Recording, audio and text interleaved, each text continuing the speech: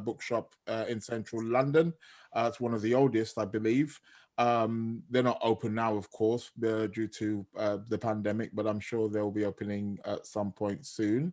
From computer systems, she migrated into making films and videography and has her own YouTube channel. Her astrological foray began with the diploma with Liz Green at the Center of the Psychological Astrology. We were actually in the same class together. So yeah, that's where I knew her from actually. She's also our former vice president of the Astrological Lodge. She's been a long member of the Astrological Lodge of London. Before focusing on her Vedic learning practices, undergoing the great pundit Sanjay Rath. This was after she studied with Liz Green. She went into her Vedic practices. She also has essences, a range of skincare products and well-being. So James, make sure you contact Sonal and get some aromatherapy oils for your rising sign, for your sun sign, for your moon sign. They're very, very good indeed. So yeah, so she's both very well versed in both Western and or tropical and sidereal Vedic astrology. And this evening she's going to be talking on the Dreshkana chart, the Decanates, which we know as the Decanates in Western, 36 ways to your inner nature. So without further ado, can we welcome Sonal? Thank you very much. Take it away. Thank you as well. Everybody can hear me? Yep. Okay. Can hear clutter. Okay.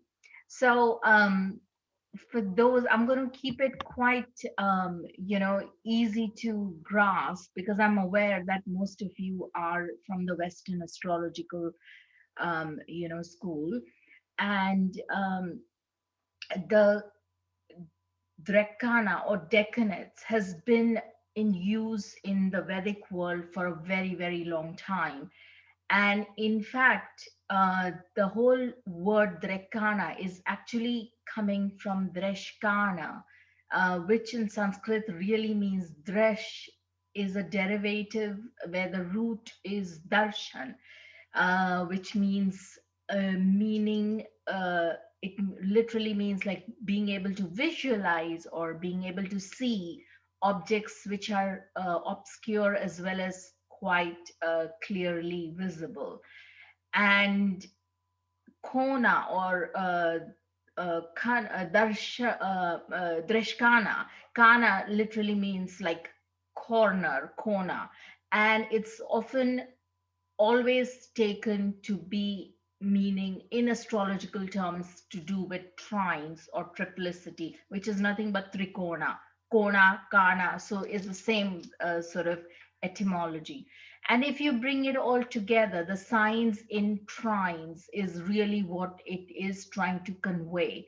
And it is essentially our hidden inner motivations and our swarupa, which is our inner, deep inner self.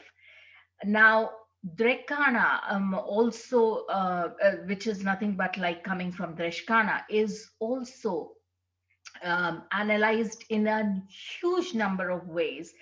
And the thing is that it's basically you're taking the third house, because bear in mind it is throws much more light on the third house. And in Vedic system, the third house is not just about the brothers, sisters, siblings, short journeys, comfort and all that. It goes way beyond it. It is our mind. It's our where the thoughts are generated. So in a way, it's a quite a crucial house, because the thoughts that come up in the third house have a bearing on the fourth, the fifth, and all the other houses and what we do. So the third house becomes very, very crucial. That's number one reason why the third house and the Dreshkana, the derivative of the third house, and we derive the divisional charts, which are plenty, as we will see, actually comes from the third house. It's a reflection of the third house. Now, a little bit of an extract from Parashara Hora Shastra, which is like the Bible of Indian Vedic astrology. Any well meaning Vedic astrologer has to refer to this, one of the ancient texts. And the beauty about Parashara is that nobody knows. It was written much, much later. So scholars may sort of refute that, oh, it was, try to date it and all that. But the fact of the matter is that everything, whatever Parashara and later Jaimini, these two have written, are absolutely to be followed blindly. But the thing is, there is often people make mistakes when it comes to interpretation of the shlokas. And again, here there are many variations of the same thing.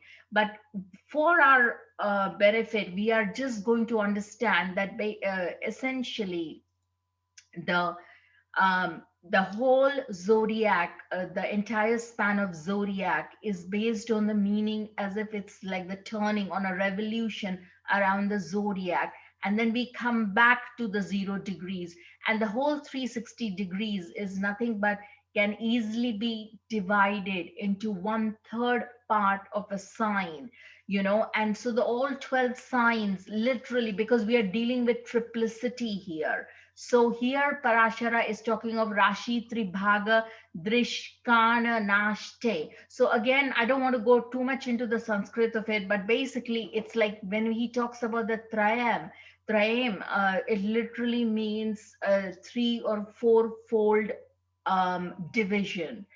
And also the division, the way Parashara has done is for our purpose today, because there's a lot and lot to Dreshkana. There are at least 4 to 5, as you can see, Parashara Dreshkana chart. There's Jagannath Dreshkana, there's Somnath, there's Privritti Traya Dreshkana. So basically, there are like many ways, and they basically also reverse, like depending on whether the sign is or even we go in the backward movement, forward movement. So it's all very complicated. But for our purposes, we are going to take the Parashara and the Jagannath Dreshkana, which is really straightforward, simple, and probably closest to um, the Western significations, as we will see here. And we all know that literally the Decanate or Dreshkana is nothing but it's ruled by the own planet, the very first Dreshkana, okay? And the second one is literally the fifth from it. So the second Dreshkana is from 10 to 20 degrees. And I mean, this is like bare bones, simple stuff. And the second Dreshkana is denoted by the fifth lord. Uh, and then last one is the third Dreshkana, which is denoted by the ninth lord. So it is a triplicity, like I said, and here is all the elements pretty much similar to all of the Western. There's no difference here. And each of these, now, this is where it gets a little bit complicated, because Parashara also mentions that each of these rashis or signs in the horoscope will, the Drekanas are mapped to specific sages or deities. Okay. And I'm going to just quickly touch upon it because it's really interesting. That's why. And I don't want to complicate too much of it. Um, Now, when we talk of the triplicity here, we are talking about the ninth house. Okay, so we are talking of, let's say, Aries, natural zodiac. Let's stick with Aries. Fifth house is Leo, which is nothing but the fifth Dreshkana or Decanate. And then the ninth one or the third Dreshkana is nothing but Sagittarius, mutable sign, dual sign. So far, quite simple, quite good. Okay. And so that's when we talk about the ninth one, there's a lot of signification attached to the ninth bhava, or the ninth house, or the ninth Dreshkana, where it stems from. And why would that be? Because we all go back to the rishis, because they are the carriers of our lineages. No matter what, whether you are Western or Eastern, or no matter where you're born, we all can be mapped to the certain great sages or rishis, and they are nothing but the progenitors or the pitris, and the whole lineage can be mapped. And so they all have a pride of place in the ninth house, and hence the importance of the ninth house. And because of the ninth house, we are talking about the trines. So 159 is, and that's why the importance of the triplicity, and it gives you what your inner nature is. Bear in mind, for those of you who are here with me, the triplicities or the trine houses are also sort of synonymous, because the trines are nothing but the Lakshmi Sthan. That is, it's the overseer is goddess Lakshmi, who is absolutely great for giving abundance, and they are very auspicious houses, the 1, 5, and 9. Now here I am bringing in the sages. Now Narada, if this gets too complicated, don't worry about it. Let's just stick with Narada. There are three fundamental sages who are mapped into the three triplicities. That is the first, second, and third Dreshkana. So the Narad is got he rules the dual signs, and he's got the energy of sustenance, and therefore Narada is called a Dev Rishi. That is, he's like the gods, he's the Rishi of the gods, which has got Vishnu energy and very strong Sattva Guna. Sattva Guna is someone, where there is not somebody who's completely in harmony with his thoughts, actions, and at peace, you know. And human beings are generally a combination of all the three gunas, which are the fundamental building blocks of human beings. Agastya is nothing but Chara Rashi, that is movable signs. And so Agastya, he's like the creator of the whole universe.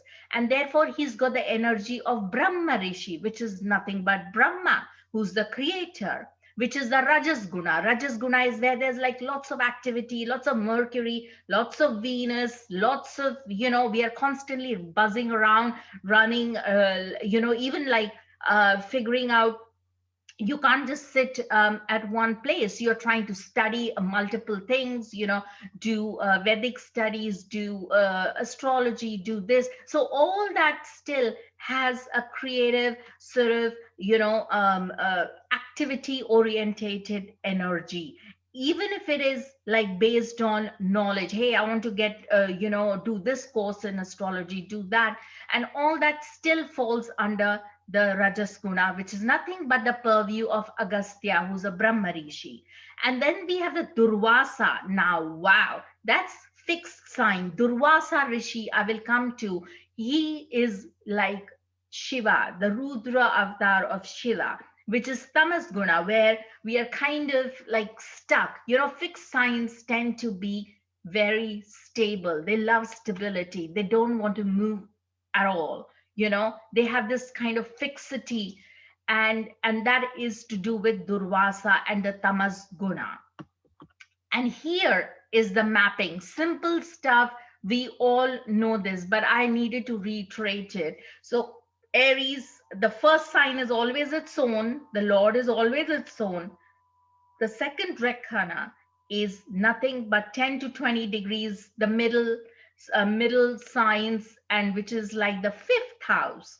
And the third one is Sagittarius, for the movable signs, and then for a Taurus it is Capricorn, so on and so forth. So it is the the ninth sign in the earth element, and for the fire it is the ninth in the fire triplicity, and so on and so forth.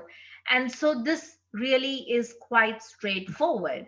Then we come to the idea that Narada is the first triplicity is synonymous with Narada. Now, what is so special about Narada?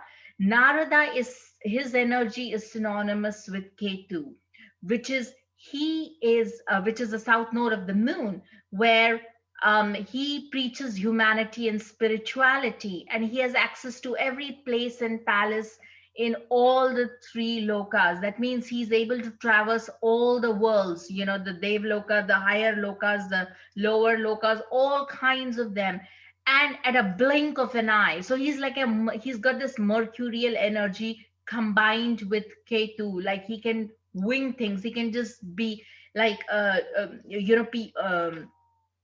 he can be at one place, and then the next minute he can be at another place. So that is the Narada energy, and he's like all round genius. So the first triplicity, or first sorry Dreshkana, is nothing but the Narada Dreshkana. And it is wise, noble, sharp, versatile, and fond of traveling, and can be a bit of a backbiter, because Narada would often, when he would come down in the Indian myth, he would come down on earth and he would kind of play pranks on human beings, needle them, and whatever their little faults and all, he would kind of play, set off one human being against another and create absolute chaos.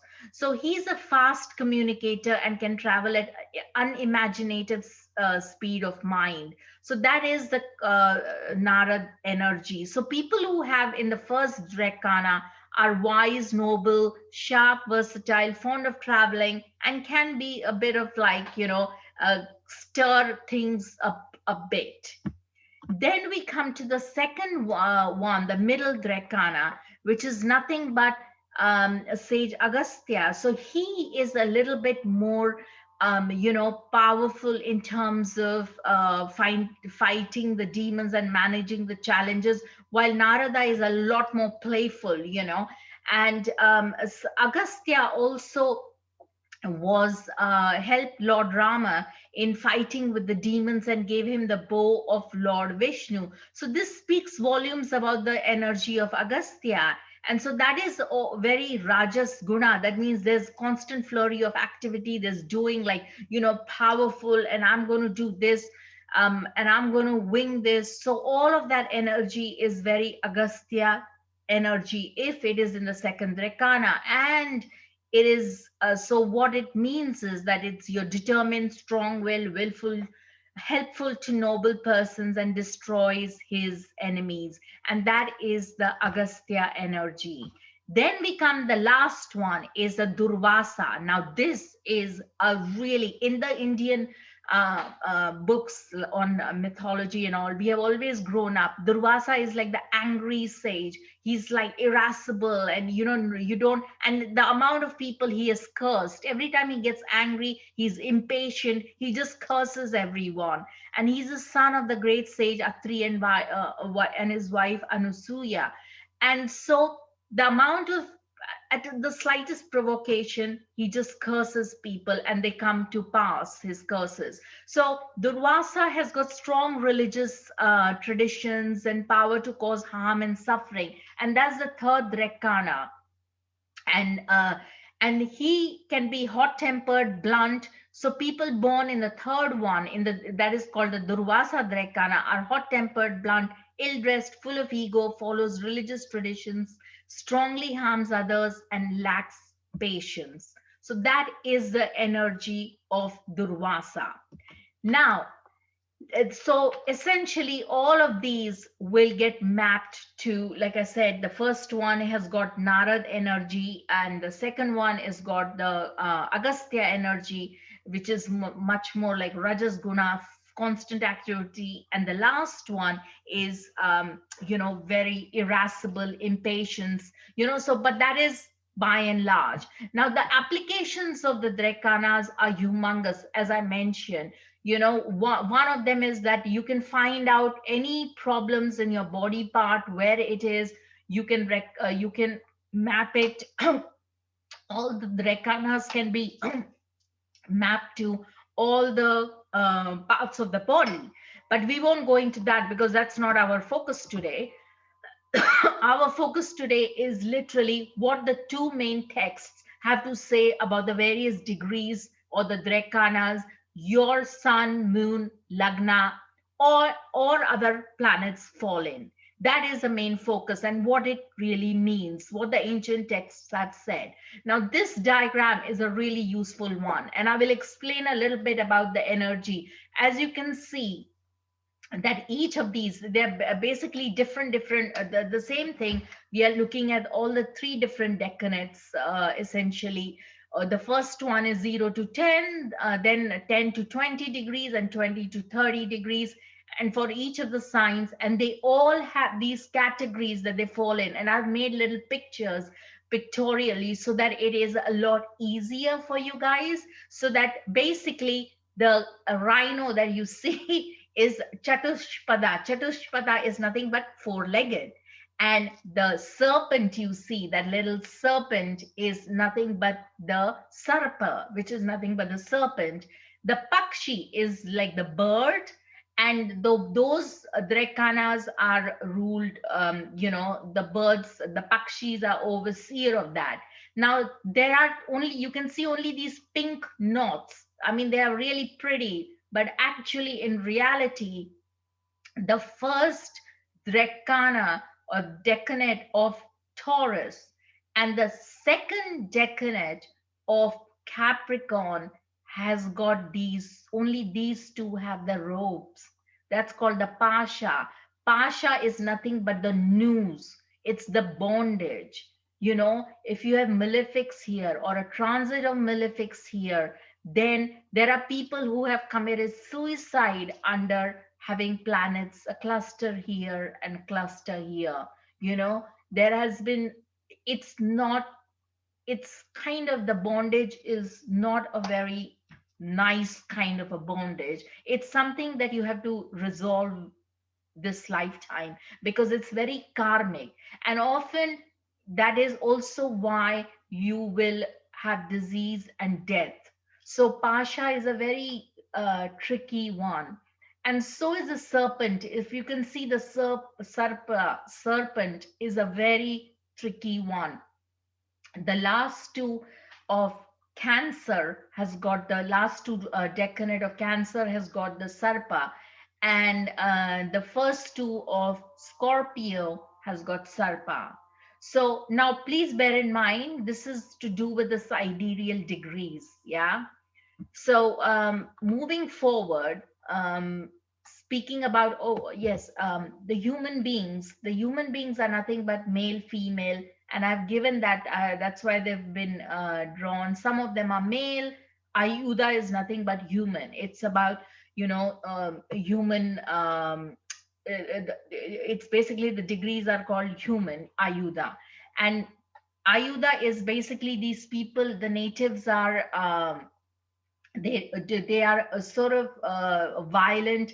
There's a sense of aggression with them. They do not tolerate opposition, and they are, and because they can't tolerate opposition, they are successful in vanquishing their enemies.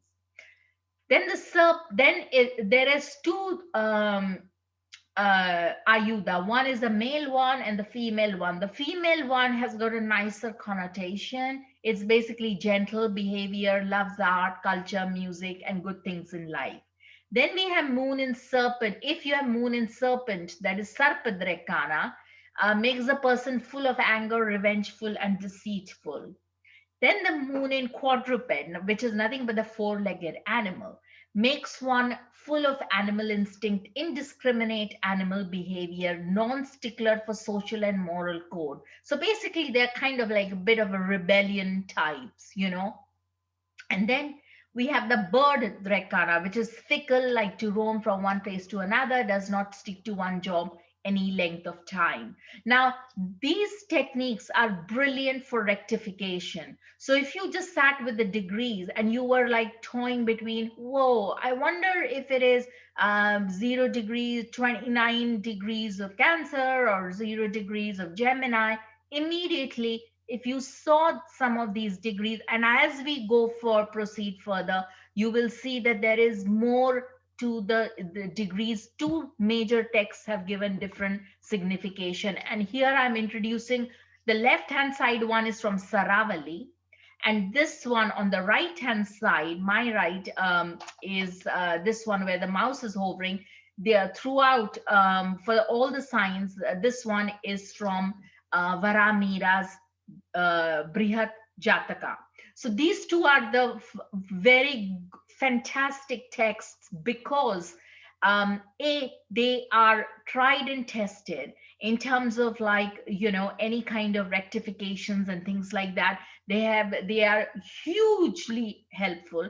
And number two, there are other texts as well, but these two I found quite quite impressive. And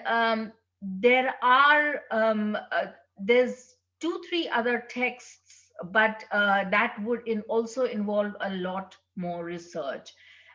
So anyway, but these two are my favorite because I love Saravali and Varamira's You Can't Go Wrong.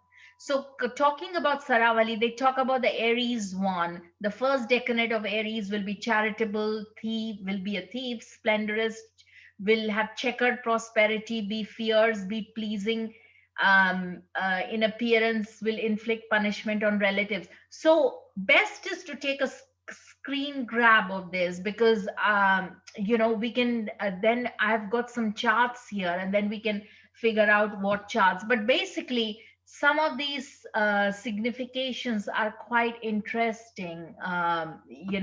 If we look at, let's say, Timothy McVeigh, anybody familiar with that? Anyone? He was the Oklahoma bomber.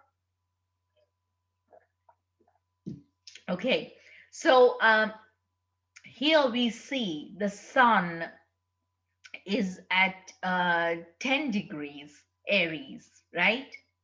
Which is 10 point something 2.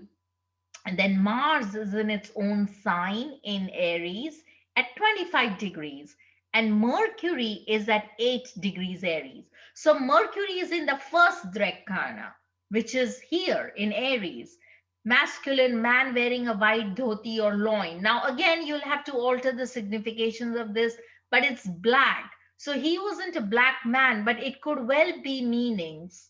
Varamira could well be meaning that black, meaning it could well be a darker temperament rather than appearance.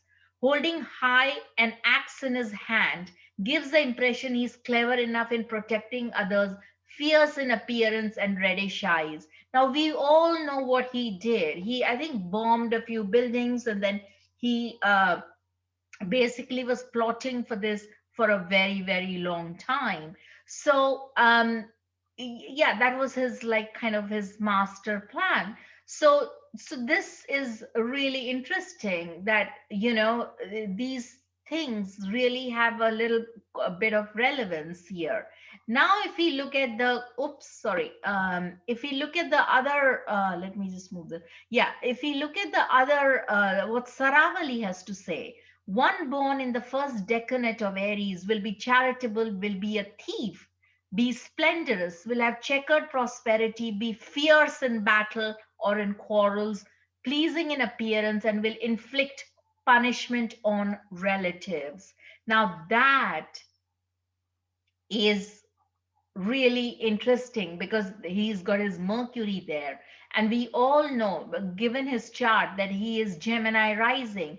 Mercury is his ruler. He's a ruler of his ascendant. It's his Lagna Lord. And so the Mercury gains a lot of importance. So if that is a signification of that Mercury, it's a little bit alarming. So if we had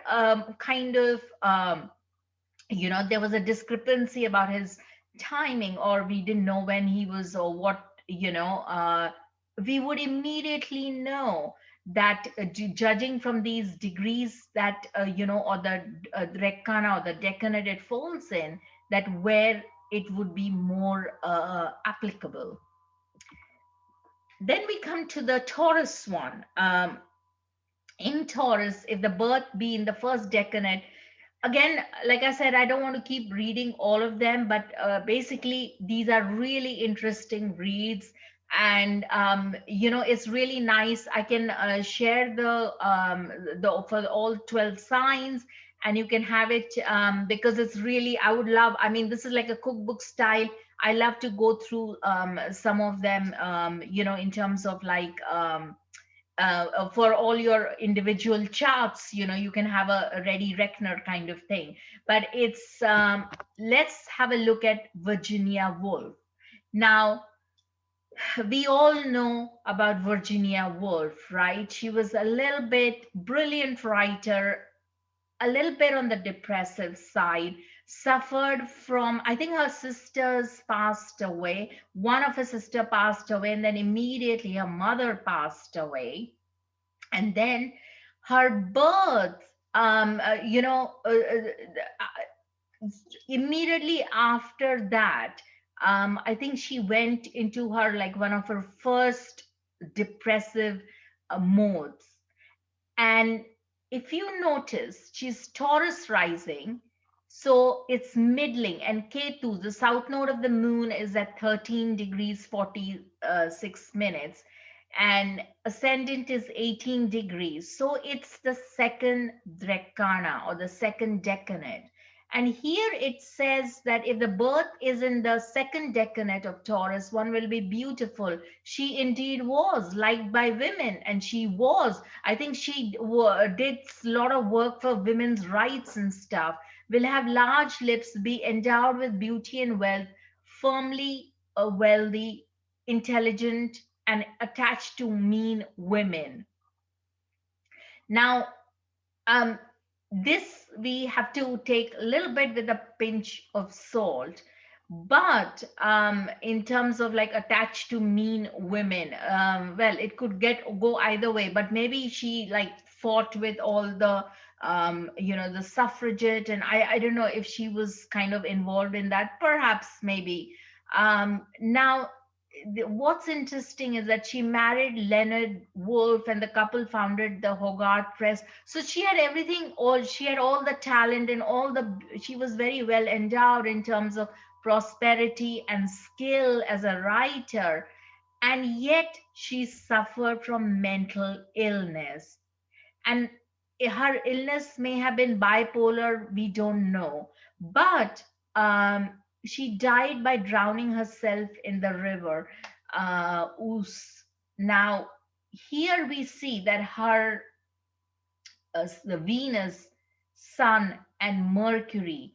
If you go back, that Sun in Capricorn at 13 degrees is in the same decanate as Pasha. Remember the pink knot I mentioned earlier? The pink knot here. The Capricorn. So two of our planets are here with the pink knot, which is nothing but Pasha, the news. So that is a little bit kind of like, internally, we don't know how she would have felt. Maybe she felt completely in bondage of some kind or the other. And here, this is from Varamira's masculine quadruped, skilled at cultivation of land in fine arts, possesses a home. She did go and live in the countryside with her husband. Cattle, trades in charcoal and carts, neck like a bull, very hungry, face like a ram, and dressed in dirty clothes. And Mercury is the Lord. So they're talking about the second Dreshkana of Taurus, which is here. So obviously she was quite, had a loving husband, but in spite of that, that Sun and Mercury was, sorry, predominantly the Sun is in the second Dreshkana. So that that really played out. So it's similarly, this is her chart, her the Parashara Dreshkana, which is what we call it. So we do that for all the planets. But again, we have then another way of reading it, but that's kind of for the advanced. So, but suffice to say that these degrees are extremely important. So I would always look at the degrees, the sun, moon, ascendant ruler, and yeah, and if you have planets in the seventh house or on the ascendant, then those degrees as well, because those will manifest, no matter what. So then we have the Gemini one. Again, like I said, you can read, I don't want to go too much into it, but some of them are really interesting. I've got Moon in Gemini. I don't want to say. Here, masculine man adorned with studded ornaments, mail coat, quiver, armed with a bow, well versed in arts and poetry writing. But I do writing, not poetry though. So again, we have to, other significations may take over. Masculine, I don't know, but it is a really interesting way of looking at things. Let's see more. Now, the elephant in the room, my favorite topic, Meghan Markle. Now, if you look at the sidereal chart, there is a bit of a discrepancy in her birth time, in the sense actually given by the AA Rodden rating is, if we take that into account, which is 442, I've rectified it here, but 442, we get Cancer rising. And if we take 440, then we get a Gemini rising, which I think is far more suitable. So that means that if we take the Gemini rising, she comes at the fag end of the Gemini degrees. Ascendant is 29 degrees of Gemini. So that means it's in the third Dreshkana. Masculine man adorned with studded ornaments, male coat. Again, well versed in arts. She certainly is in the showbiz. Armed with a bow. She was very, very forceful. She knows where her target is, and then we come to the other one by Varamira, and he says the third decade of Gemini will hate women, will have large forehead, large head or forehead, large head, will have enemies. Well, she certainly has made quite a few enemies, and the British tabloid notwithstanding. Be lofty, will possess rough nails. Well, we don't know that. Um, and will not have firm wealth. Well, they have walked out on the firm wealth, and be lofty. She certainly is lofty, will hate women. She does have a few girlfriends. We don't know about hating women, but there is something to be said. This suits her far more than the Cancer one, which we will come to. And of course, the Mars also, because it's a malefic, Mars is also in the second decanate, which is at 17 degrees of Gemini. And here in the second decanate of Gemini will be miserly, dreaming, conquered by the fair sex, self respected, endowed with co-borns. She does have co-born. Is she fickle minded?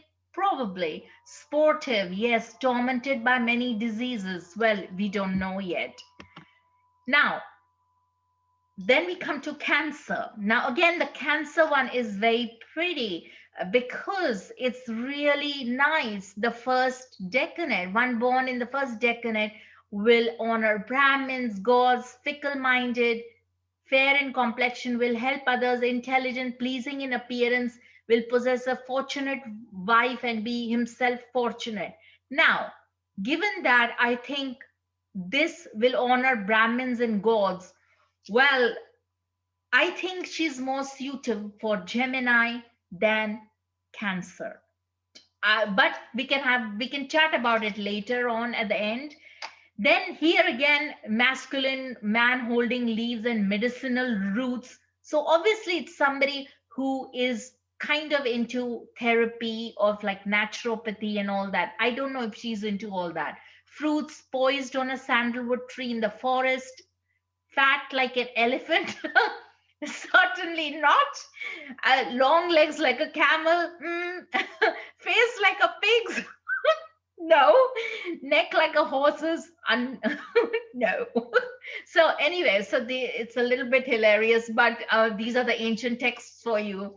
uh, yeah, so obviously I don't think her rising sign would be in the first decade of Cancer. It is highly likely that she would be in the the last decade of Gemini, because that we can relate with.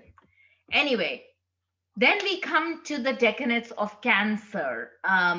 Now, as we saw, the Cancer one is very nice, some of the significations. Um, Here we talk about Pablo Picasso. Now, if you see in his chart, it's simple. Cancer rising is middling degrees, which is the second decade. Here for Cancer rising second decade, Varamira is talking about feminine serpent snakes coiled on her body, decorated with lotus flowers on her head, quite youthful, resting on the branch of falsa, jack tree, and shouting. Now, what's interesting here is the whole thing about snakes and serpents. Even his moon is in the serpent, it's in Scorpio in the middle decade, that is in the second decade. And that is owned by Sarpa, as we saw earlier. So that is interesting. So the theme of Sarpa, as we saw, they have this kind of spiteful, sly, dark energy, and he certainly had quite a few things hidden in his closet. He was there was this sort of like a darker energy, and you can see some of his paintings, La Celestina, which is reflected this serpent like dark energy. His blue period was influenced by the suicide of his friend Carlos and by the sadness and destitution of those close to him. So he painted that. So there is that. So you see, these things are there for a reason. They're quite karmic in a way.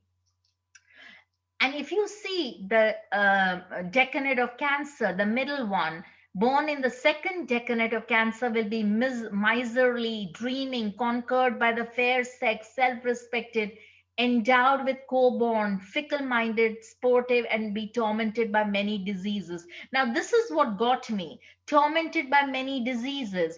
And then when I went to research further, there was the scientists hidden images beneath the brush strokes of Pablo Picasso's paintings, some of his works. And they say that X-raying certain paintings, scientists have discovered hidden images behind the brush strokes. Nobody knows if it was because of lack of resources or because of dissatisfaction that he would paint over existing works. What we do know that is that at the beginning of his career in Montmartre, I think that's in Barcelona, he was forced to burn some of his works to keep warm. So basically, he was tormented by, so he was miserable in terms of like, poverty and things like that, you know, um, and tormented by diseases. So obviously, I think this is kind of interesting that this fits quite well, you know. Anyway, then we come to the Leo one. Again, like I said, I don't have examples for all, but feel free if you have planets in Leo or moon in Leo, you can kind of have some kind of like a little thing and make notes of it and take screen grabs. So um, again, let's see what we have in Leo, decanates in Leo. That's Ernest Hemingway. We know that Ernest Hemingway had a whole family thing of his, I think his grandmother killed herself. His it wasn't his either his grandmother or grandfather, and he himself he shot himself. So there you go. So there's a definitive thing of killing oneself. But he was brilliant, Decanates in Leo, one born in the second, which is his rising sign in 15 degrees 7 minutes, will perform beneficial acts, be liberal, firm, fond of quarrels, happy, will follow the rules of Vedas and be intelligent. He did a lot of good work in terms of supporting a lot of institutions and things like that. So but yet I think there was a thing of he was suffering from depression. White garland on the head covers the body with black skin and blanket. Again, it it need not, we have to take it in a little bit more sort of metaphorically. I know, I read somewhere that he would often go spend days in dark room because he was so bogged down by his depression. Armed with a bow, lion's courage, nose bent, he did, and beak nosed. He did have a bit of that. So, again, these things are kind of quite remarkable in their, in their signification. We have Mars at 28 degrees Leo, which is at Regulus. And so, masculine quadruped, curly headed, long hair on face, face like a monkey, active, nimble like a monkey, habits like monkey, carries a stick, fruits and flesh in hand. Interesting. All I can say is that, the his Mercury, which is what I think gave him a lot of his writing ability. Um, he's which is in the first decade, is conquer his enemies, liberal, have abundant wealth, many wives, which he did, many good friends indeed, and he was very popular and be very mighty. All that did play out. So as we can see, but his moon is a little bit in trouble there. It's in the second decade of Sagittarius, which is again, I think it's a problem. And if we see, the Rahu is comes in a debilitated on his Dreshkana chart. But again, like I said, that's a little bit advanced to read and beyond the scope for today. Then we come to decanates of Virgo. One born in first decanate of Virgo, dark in complexion, speak affably, modest, lofty, beautiful, and so on and so forth. Again, we can go through some of the stuff. But of course, the second decanate of Virgo will be bold, will live in foreign places, be skillful in fine arts, fables, battles, garrulous, will honor Vedic teachings, and be dear to forest tribes. I have got my South Node and Jupiter in Virgo here. So this, I do live in foreign, skillful in fine arts. I used to paint, fables and battles. Garrulous, yes, I'm chatty. Will honor Vedic teachings, absolutely, and be dear to forest tribes. I don't know, but I do like alternative and all things to do with forest. Products coming from the forests and herbs and things like that. So again, like I said, it's interesting. We have to take the whole thing in context. Then we come to Libra. If the ascendant is in the first decade, again, we can take a screen grab and we can you can match it to your chart. um, Adolf Hitler, sorry, there's a mistake. Adolf Hitler. Okay, that's kind of, as you say, Freudian slip there. Adios, Hitler. Okay, so if the ascendant be in the first decade of Libra, now he had his ascendant definitely in the first decade of Libra, and one will be akin to Cupid in physical charm. Now, that's interesting that he talks about Cupid in physical charm. Now, Cupid has this like a really cute, uh, but you, Adolf Hitler, from what I understand, was like he definitely had charm because all these women just kept flocked to him. He was physically a little bit quirky. There was some kind of a deformity or something. He was short, but there was a sense of cupidness about it, perhaps we can say. I think the strange look, the weird look, perhaps would be classified as cupid like. I don't know. Be skillful, he certainly was. Enjoy travels, he did. Be dark in complexion, maybe. Fond of arts and businesses, indeed he was. Had it not, um, he got rejected in an art school. He applied to he That's what he wanted to do. He wanted to be an artist, and he applied to an art school, and he supported many many businesses. Unfortunately, I mean, for all of us, that he got rejected from the art school, and that's why history will bear it out, that what happened came to pass. But will fulfill appointed tasks and be very learned. He certainly was very well spoken. There's no doubt about that. So again, these things are kind of very interesting, that the ascendant ones do have some resonances to it. Then the Scorpio, again, I didn't have time for many examples for Scorpio, but feel free to nose around. As I said, the first two decanates of Scorpio is serpent energy. So that can be kind of, these people can be a bit spiteful and things like that, but it will be colored by these as well, no doubt about that.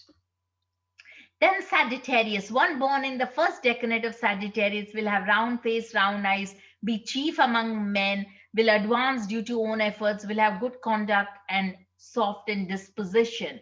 So if we look at the chart of Swami Vivekananda, he has Sagittarius rising, and both the sun is the 29 Sagittarius and the rising sign is 25 Sagittarius, which is the third decanate of Sagittarius. One will be chief of his relatives, be skillful, will always take to virtue's path, be sensuous, will enjoy other women. Now, he was a monk, but I do know that there are instances where he was very friendly, but in a very platonic manner, to women all over. He would write letters. There's a whole um, you know um, text of compilation of his letters, which are very very illuminating about what was going on in his mind.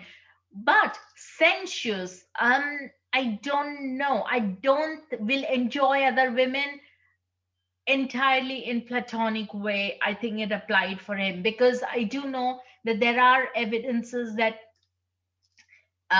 he would go and sit on coals, or he would literally, if he had a thought that came like that, where he about marrying or things like that, there is documented, that particular thing is documented. He would go and sit on coals or touch them, so that he would not have those thoughts. There's also the story about chilies, rubbing chilies over his private parts if something like that happened. So this, Swami Vivekananda was extreme. I mean, that is another class of men. So when it comes to will enjoy other women, I would say indeed he did, but just not in the the physical sense. Be charming, famous, and successful, he indeed was. He took the mission of his guru very very seriously.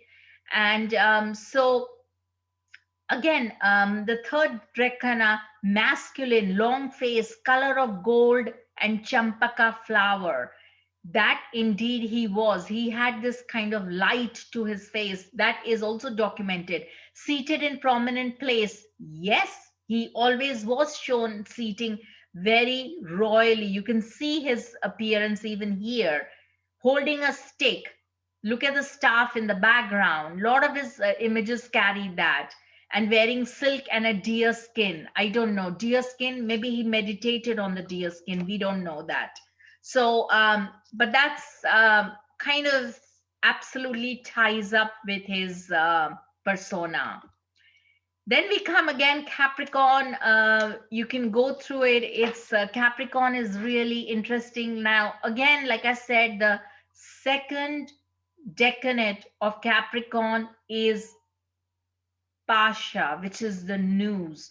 So if you do have, planets in the second decade, he will have a small face, fickle-minded, will steal the wealth of other women, skillful, be a fortune teller, be liberal, and will suffer from diseases of the feet. Ouch. Feminine, proficient in all art, very pleasing eyes, dark blue color, fond of tasty dishes, ornaments made of iron. Now, this could well be like metallic or mixed with iron or platinum. There's a whole range of significations. Then finally, Aquarius, Sylvia Plath. Aquarius rising 6 degrees, and Rahu, who rules Aquarius, is at 21 degrees. So the Lagna Lord, that is the Lord of her ascendant, is Rahu at 21, which is in the third decade. If born in the third decade, one will be tall in stature, crafty, valorous, emaciated, short armed, be endowed with sons and wealth, hard hearted, will tell many lies, will be crooked in nature, will have afflicted eyes, and will have knowledge of sexology. Now, what's interesting here is all of this is on the surface value is quite true. She was a little bit emaciated, short arm, we don't know, but um, hard hearted and will tell many lies and crooked in nature. I would take this as someone who's not necessarily callous or scheming, but perhaps maybe more like, where the heart has gone cold and they have become very hard and nothing is coming in. And that's why she committed suicide the way she did. She stuck cookies and milk for her children in the other room and sort of stuck her head into a microwave. I mean, that is hard hearted, where the heart is completely is cold and crooked in nature. Well, I think that was stemming out of deep sense of depression, over her plight with her husband and everything. So and in the third one, Varamira has to say masculine, black colored. Now, again, we don't mean necessarily the complexion black. I would take it as like a sense of darkness within. Ears full of hair, wears a crown, carries bark, leaves, gums, fruits, goes from one place to another. She did come from America and came to Britain and live here in London. So, um, yeah, so she did immigrate, went from one place to another. So these are kind of quite interesting, really interesting. Then we come to the last one, the Pisces. And Pisces is, there's nothing interesting that Pisces is such a beautiful sign because, ruled by south node of the moon and Jupiter. And all of the significations of Pisces is absolutely beautiful, except for the last one. Now, this I need to talk about the Dreshkana 3. That is the third Dreshkana of Pisces, which is from 20 degrees of Pisces to 30 degrees of Pisces. Now, the last 5 degrees of Pisces, if you have planets there, it's called the Gandanta. It's the knot. It's the last degrees of the whole zodiac and of the nakshatra. It's in Revati. And there, the Gandanta is, that means the water sign is come to an end and the fire sign is about to begin. So it's a bridge, it's a karmic knot, and it's a very difficult, very extremely challenging position if your planet's there that you cannot solve even in a lifetime. Maybe you can address it, but solving the problems if your planets in that is very difficult in the last 4 degrees of high seas. So in a way, this Dreshkana is quite interesting. Human serpent, a man standing naked at a pit in the forest. His hands and legs are coiled by snakes. Thieves have stolen his wealth. He's afraid and he's suffering from hunger and weeping. Oh my God, that is probably one of the worst ones. But then that reflects the Gandanta position, the karmic knot position of the last nakshatras. So anyway, okay, I think we are done here. Um, Thus spoke of the Decanates, the preceptors well versed in that branch. Should the sign holding the Decanate be strong or be aspected by its lord, these effects will mature in full. And that is from Varamiras as well as is from Effects of Decanates, Lost Horoscopy by Kalyan Varma's Saravali. So thank you very much. And I'm quite happy if you want to share some examples. Yeah, feel free. Thank you very, very much for that wonderful, insightful, and interesting talk. I will allow you guys to unmute yourselves so that you can ask questions. I believe James has already got his hand up already, or at least I saw a hand up. So yeah, yeah, he has got his hand up. Go ahead. You can unmute yourself. You can ask a question. Yes, Cyril, I've got my ascendant ruler in the first decade of Virgo, and my sister has helped me out. She's lent me money before, and my mum was, yeah, my sister and my mum, they've helped me out in the past financially. Okay, let's go to Virgo. That's amazing. Which you said first decade. Yeah, my Mars, which rules my ascendant, is in the first decade of Scorpio, right at the 0 degrees of Scorpio. But the thing I wanted to ask, does it matter if your sun, does it matter if it's your sun or moon or ascendant? Are they different or equally important? All of them are important. Sorry, did you say Virgo or Scorpio? No, my Scorpio is rising, but my Mars is in the 0 degrees of Virgo, and my sister's helped me out financially, and so has my mum in the past. So. Well, there you go. That's beautiful. And you're talking of sidereal degrees, presumably, yeah? Yeah, my Mars is 0 degrees of Virgo, sidereally. It's 24 tropically, yeah. Yeah. That's beautiful. First decade of Virgo will be dark in complexion, speak affably, modest, lofty, beautiful, will gain wealth through females, be ominous, and will have a long head and honey-colored eyes. Okay. Does that sound like you, James? I like the long head. I don't know about the long head.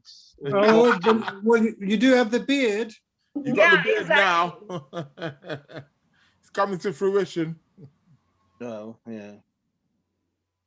Right. A young girl covered in dirty clothes, holding a vessel full of flowers, great desire for clothes and wealth, and desires to go to her father's home or house. Interesting. I feel that some of these interpretations, and it's often you often get it also sometimes in, well, not sometimes, you do get it in the Western just as much as Vedic. Is that obviously there were hundreds, thousands of years ago when they were written down, and what they, or the way we may see them today, or our understanding of them today, may be somewhat different from how the ancients, how they saw them there. So maybe some of those interpretations, although we may be reading them and it sounds funny to us, we may think, oh, well, thing with pretty hair, or, maybe it meant, maybe it was, obviously the language of the day, throughout years, the language, the culture will change and it will adopt maybe a particular kind of language, whether it's a street language or a slang or a metaphor, and we may understand it totally different. So I feel that some of this stuff perhaps maybe needs to be updated in some kind of way. I don't know. What do you mean updated? Well, updated as in, like I said, because some of what may mean one thing 2,000, 3,000 years ago may mean something different in today's, understanding. We may understand it differently.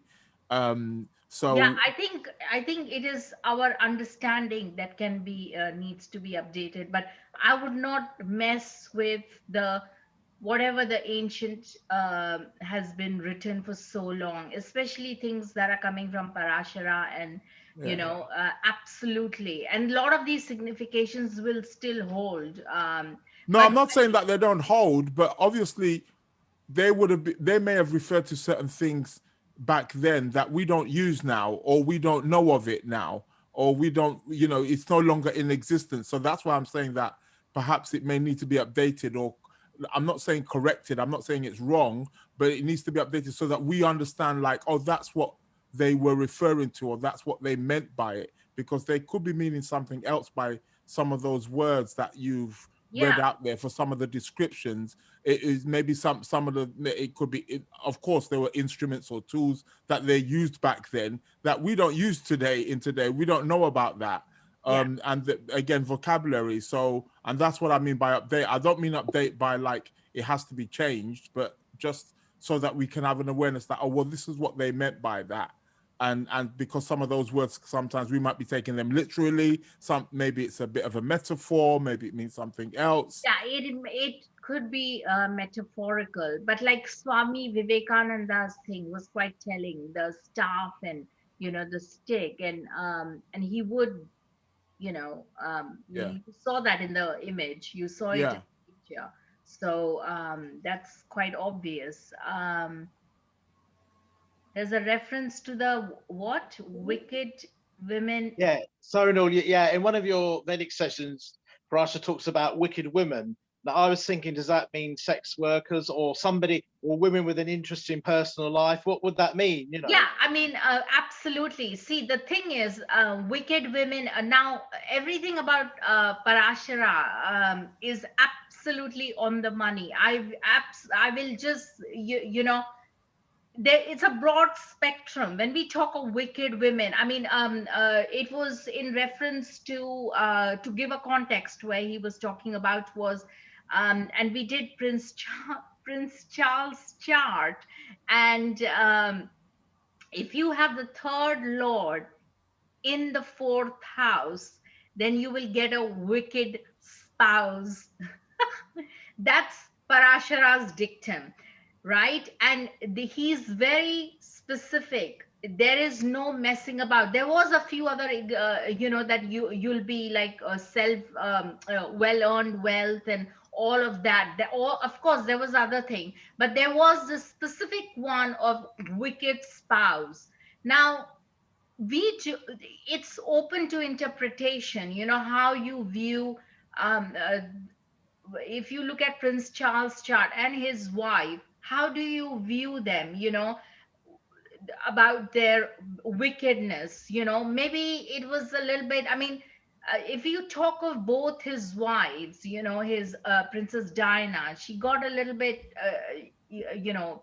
sort of, You what's wouldn't the, you wouldn't call them either wicked. I think it's the words used. I don't think they're PC, really, to use today.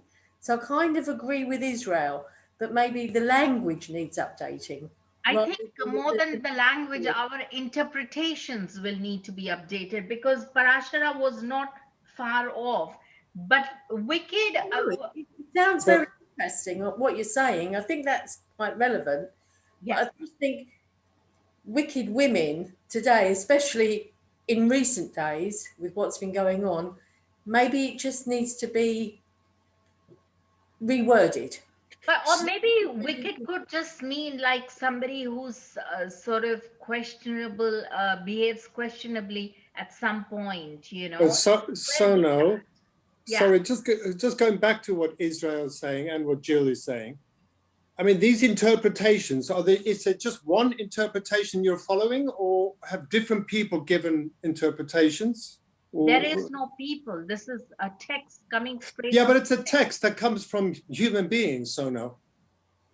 They were not human beings who wrote these texts. Sonal, it's a text that comes from human beings. It actually has been translated from Sanskrit into English. That's the first thing. And the second thing is that the wordage is exaggerated to show the status of astrology, of Vedas.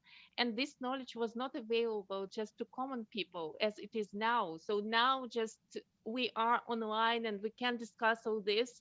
But in those times, it was not available. And the status of astrology, especially Vedic astrology, was very, very high in the society. And that was the reason why this kind of wordage is used. And actually, still, probably with all the things happening, I mean, in the world right now, we can't say that his wordage is discriminative or anything like that, because these are Vedas, and I don't think it's a good idea to really update the Vedas. Okay, but surely. Thank you, Oksana. I absolutely. Oksana's been great. Anything can. Sorry, Lucian, you were saying? No, carry on. No, carry on, Jill. No, I just think, yeah, okay. The Vedas are a very ancient book and texts and stuff. Yeah, they're very ancient texts. But it's like you can if you read the Bible or if you read the Quran, you still have to bring it in today's culture. That's right. And today's you can take it any way you like. If you understand wicked in terms of money, take it in terms of money. If you understand wicked in a different term, absolutely. If this term does not exist for you because of your cultural background, you can actually avoid that at all. Because in my background, we are still traditional and quite conservative, and we don't have all these things happening as such right now. And if it is written wicked, I don't say that he or she is bad or something like that, but for sure each of us has got something negative. That is for sure. Either it was 5,000 years ago, or it is now, or it will be in the future.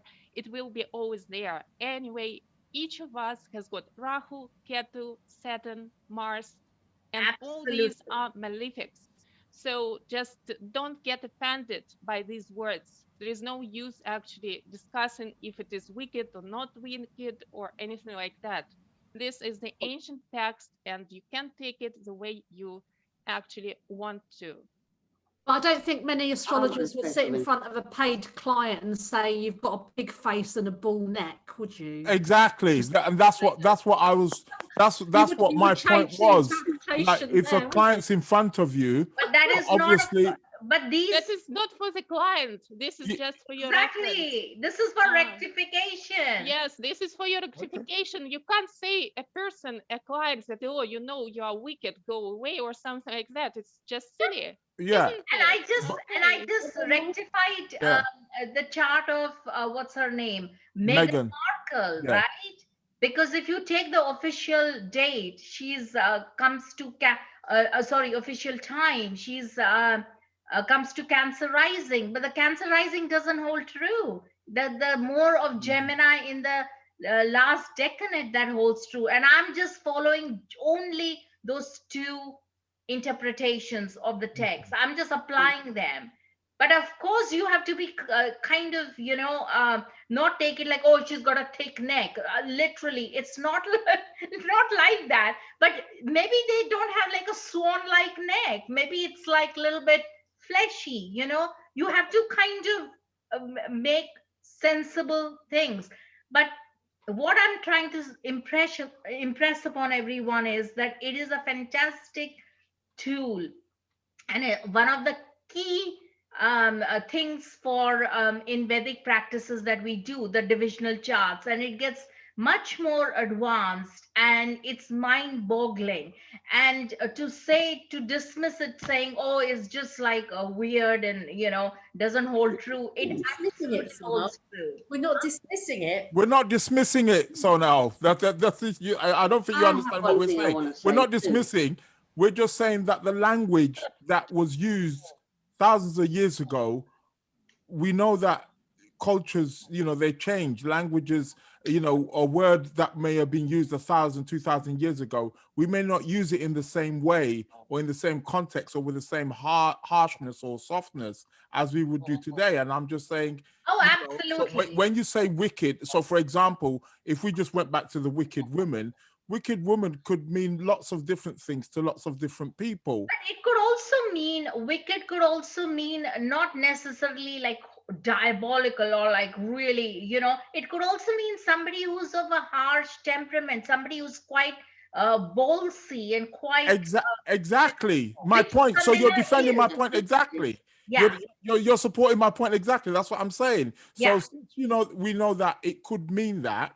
That's what I'm saying is like we perhaps we need to have a framework where we can maybe expand on many of The these translations words. even. Yeah, just expand on some of these keywords so we get a good kind of understanding of Yes. what they meant by it. Because, you know, wicked woman, you know, that's okay. What do you mean by, you know, Mara Hindley's may be considered a wicked woman, but some people look at Margaret Thatcher as a wicked woman. Where do you, so it's just to kind of get a very good specific idea and perhaps what they meant. And that's what I meant by updating it. I don't mean changing the text. As far as I'm concerned, it's a rich text. It's extremely valuable. I'm not saying, you know, throw everything, but just bring it up to date, because we have a different kind of understanding and we use the words in a different way. And if we're working with clients, we want to be able to maybe say certain things to them so that I'm is. sorry to Yeah. interrupt. And actually, I, and I'm I sorry have something to say interfere, as but well. it's Can I not for say the something? client. Once again. Sorry. Sorry, so let me just say what Osaka's, and then we have to bring Sue in. What was it you were saying? Was it, I can't pronounce them. Oksana. Oksana, Yeah. sorry. Go ahead. Once again, I'm sorry to interfere with your talk. No, go and ahead. To interrupt you. Yes, just once again, I'd like to repeat that this is not for client for sure. And that depends fully on your understanding of the things and how you clarify it to the clients. So you can say, actually, it's not necessary to mention to a person if he or she is wicked or not wicked, but this is just for the rectification of the horoscope, especially if you are not sure about the time of birth. And these things, all these Dreshkanas, are actually used when you, for instance, or the client is not sure about their time of birth, Yeah. or they have some doubts about it. And you can use all these things talking to the client. And actually, if you see some of the signs which may indicate this or that feature of character, so you make your own conclusions based on that. But for sure, all this wordage, once again, I will repeat that it has been exaggerated. It was exaggerated, and now it is still translated from Sanskrit into English. And as I'm from Russia, it is translated into Russian as well.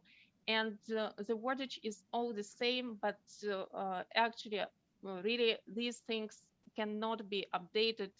I mean, the wordage should not be changed, but the understanding can be changed, of course. Absolutely. And it's a broad spectrum. Sue? Yeah, thank you. Yeah, I'd like to say something. Thank you.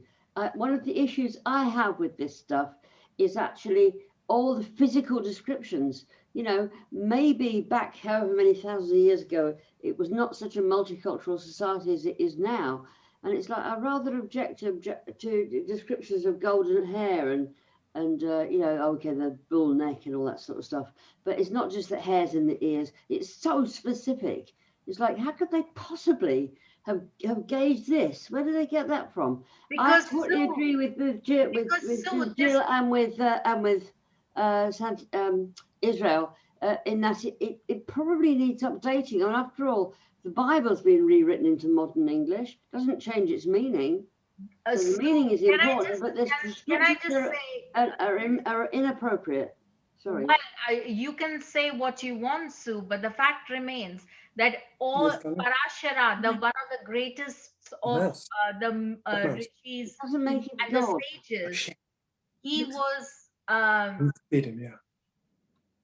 was directly sort of descendant of Lord Shiva. And these people who wrote, the sages who wrote, they were divine beings. And Sanskrit is one of the oldest languages. They wrote down way, way later. It was heard knowledge and passed down from generation to generation. And their sole purpose was to just come, write the Vedic scriptures, and move away. They had no investment, they had no interest in doing anything other than imparting the knowledge to human beings. That What was their knowledge? end game. So now, you know, I mean, it's like, you know, all the things about eye color and hair color and hairy ears and all this stuff. There's so much descriptions of physical appearance that does not apply to a lot of cultures in the world. That's all. Sue, can I just say one thing? Sonal, is this only used to rectify a birth time? Well, yeah, it's one of the key uses. No, but And is why it didn't- only used for that? But then it would make sense. The reason it has such descriptive things, it's trying to get your character, your ascendant. It's used for finding, let's say, lost objects or horary or rectifying of birth charts. Absolutely. That is Oh, well, one if- of the- It doesn't need all the descriptions then, does it? Physical Sorry? descriptions. It doesn't need all the physical descriptions then. That's my opinion anyway. Yeah, no, I think if it's only used for rectification, then I kind of get the logic. Because they're trying to get the ascendant, they're trying to get the salient physical points. I get that. Yeah. You know, but if that's what it's mainly used for, then that's fine. I'll go with that. You know, I'll get that. Yeah. Sorry, I would like to say something because I've studied law at university, and there's a very famous case, Lord Denning. What does repair mean?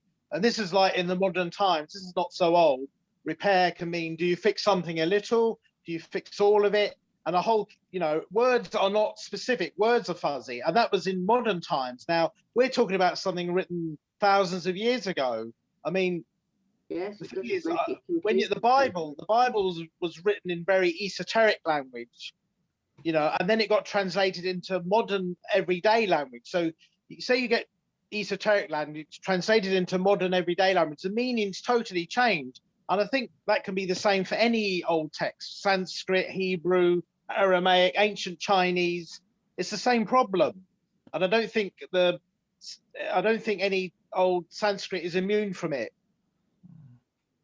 And I think where we may also cross another issue also as well is that, you see, it's very hard to translate from one language to another word for word. You have it in all languages all across the world, and I'm sure you're aware of this, especially in an ancient language like Sanskrit. There are particular words in Sanskrit that we don't have really an equivalent in English. So what do? They pick perhaps maybe the closest or the nearest kind of understanding to that word. And that's always the case. You find that with Hebrew again, all the languages that James just said. So when you're talking about languages that are thousands of years old, and they're being, you know, you find it in Latin, Greek, when they're trying to be translated in English, sometimes it can be very hard because there are certain words that are used in that particular culture, in that language, and there's not really an equivalent for it in English. So even so, like what you said, like the wicked women, if we was to go back perhaps in the Sanskrit and we understood Sanskrit, we might understand it as a different word, as in the translation now in English is now wicked woman, and wicked woman to somebody from the Western world who perhaps grew up in the Western world and just speaks English. To us, wicked woman just means, well, what do you mean by wicked woman? So we get a little bit lost. And that's why I'm saying about, I feel that I'm not saying change the text. That's not my thing here. I'm saying just update it so that people, I know it's probably a lot of work that's going to be involved, but so that people up to date and whatever language it's been translated in have a better kind of understanding as what the ancients meant by it. Israel, sorry, Yeah. sorry, Jill, Israel, but you have that problem in modern languages. Sorry, go on. Can I interject? Because I agree with Israel into that regard, because a friend of mine who's a Muslim says, you know, because I said to him, I've read the Quran, you know, I've read the Quran in English. Yeah. And he said, no, you don't get